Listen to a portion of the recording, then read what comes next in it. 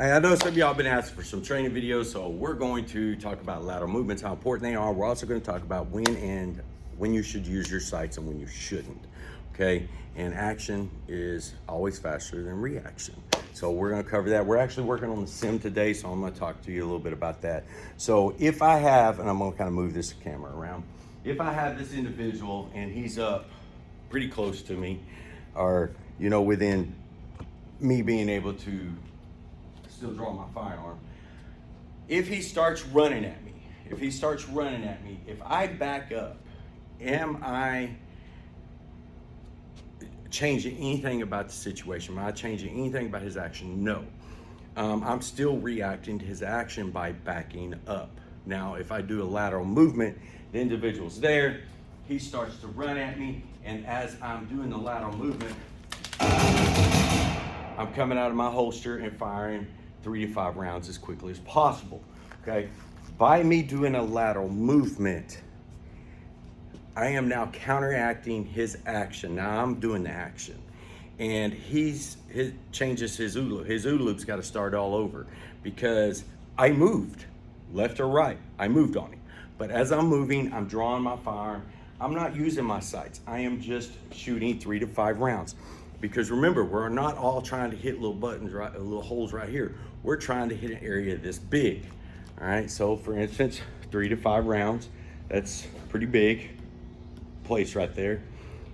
So I don't need to use my sights up that close, okay? So as he's that close, but now, let's reset it. Okay, we're gonna reset it, and we're gonna take him back far. So now he's further. Everybody see how far he is. I would probably need to use my sights, right? Because the target has now got smaller and further away from me. So it's the same thing if you're doing a headshot. Your headshot, it's a smaller target. So you have to use your sights on that precision shot. So now we have the individual right there. I would have to use my sights on that. So now let's bring him up a little bit. Now, maybe I could shoot a little quicker, a little quicker right there. If he was to start to run at me or attack me, I would have to come out. I would still have to shoot right there, okay? So I'm not as quick on the trigger as if he was closer. So we'll reset him and bring him up a little bit closer. Take him out there, okay? Bring him up right there, and let's bring him up right there. It's the same thing. Target's getting closer, target's getting bigger. I can probably speed up my shots and still be on target right there. And of course, as he gets closer, I probably shouldn't need to be using my sights right here where he's at. I know it looks a lot smaller on the screen than what on the camera, but that's actually a pretty big target.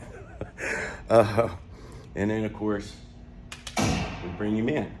I mean, I shouldn't have to use, and if you want to adjust, I mean, see how big? It's pretty big, okay? So I shouldn't have to adjust, or I shouldn't have to use my sights on that target. But like I said, when he's way back here, I mean, that's a smaller target right there, because I'm trying to hit all around that rib. I'm just trying to get within here on the chest. So hope that makes sense to y'all. If you got any questions, always reach out to us at jam4tactical.com. But remember, the further target or the smaller the target, you'll have to go to your sights.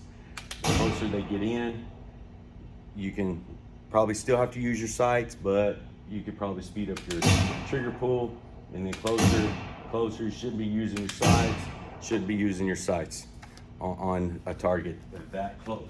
Because I mean, I'm a big guy. This guy's even bigger, almost bigger than I am, right there. So,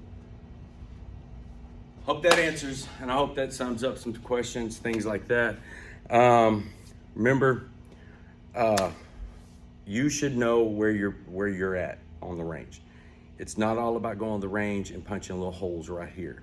It's about how fast can you pull that trigger and keep your rounds all within that center mass right there without using your sights. And then you should know at what yardage you need to use your sights. What yardage do you need to start slowing down and still get within that square? You should know these things.